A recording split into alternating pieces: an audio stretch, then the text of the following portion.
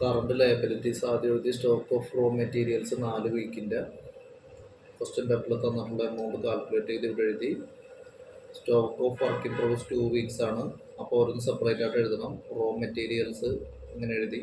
Direct labour വരുമ്പോഴേക്കും work in progress 100% finish ആയിട്ടുണ്ടെന്ന് പറയാത്തത് കൊണ്ട് നമ്മളതൊരു 50% ആണെന്ന് അസ്യൂം ചെയ്തിട്ട് ഡയറക്റ്റ് ലേബറും ഓവർ ഹെഡ്സും ഇതിൻ്റെ 50% ആണ് എടുത്തേക്കുന്നത്. പിന്നെ stock of finished goods raw മെറ്റീരിയൽസിൻ്റെ കണക്റ്റീവ് എഴുതി.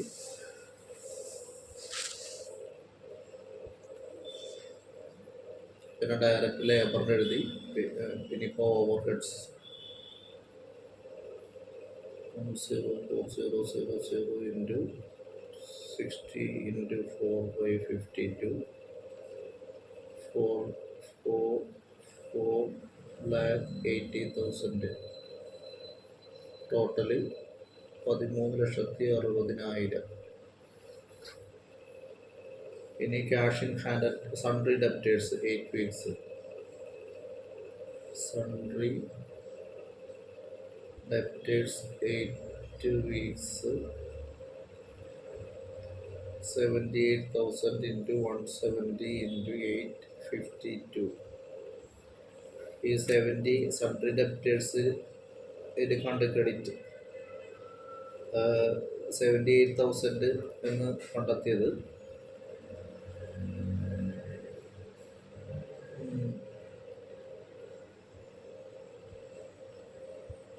ടോട്ടൽ കോസ്റ്റ് 170 ആണല്ലോ.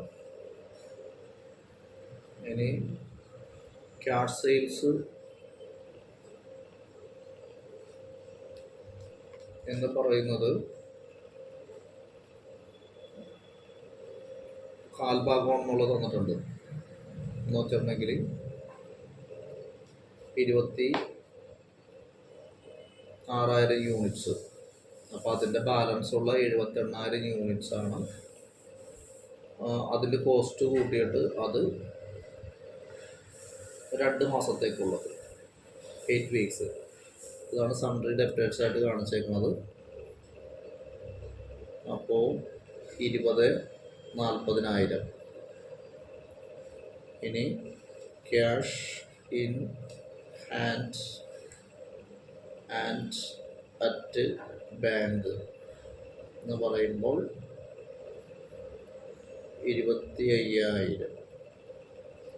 ടോട്ടല് 45,65,000 രൂപ ആണ് ടോട്ടൽ കറണ്ട് അസറ്റ്സ്. ഇനി current liabilities.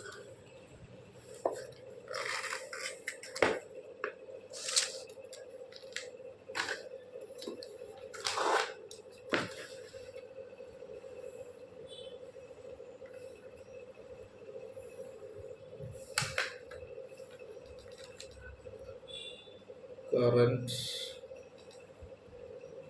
liabilities. Sundry creditors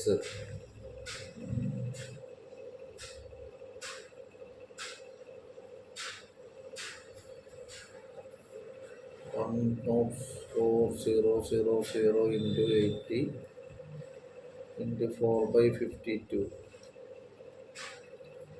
4 weeks ആണ് എന്ന് പറയുമ്പോൾ 6,40,000.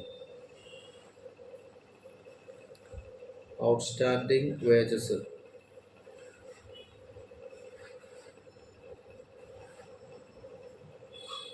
1.5 weeks month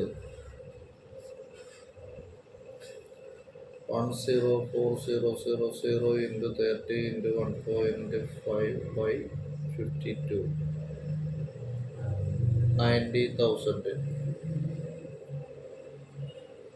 Outstanding over it's 4 weeks 000 into 60 into 4/52 4,80,000. Total 12,10,000. B. Total current liabilities.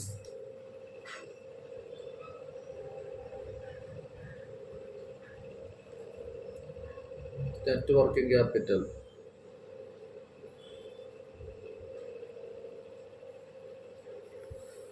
A minus B equal to 35, 55, 0.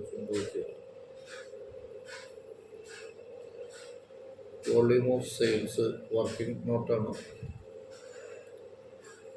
Volume of sales 104,000 units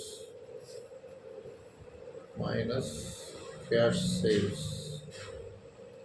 104,000 into 1/4 is equal to 26,000 units. So 78,000 units credit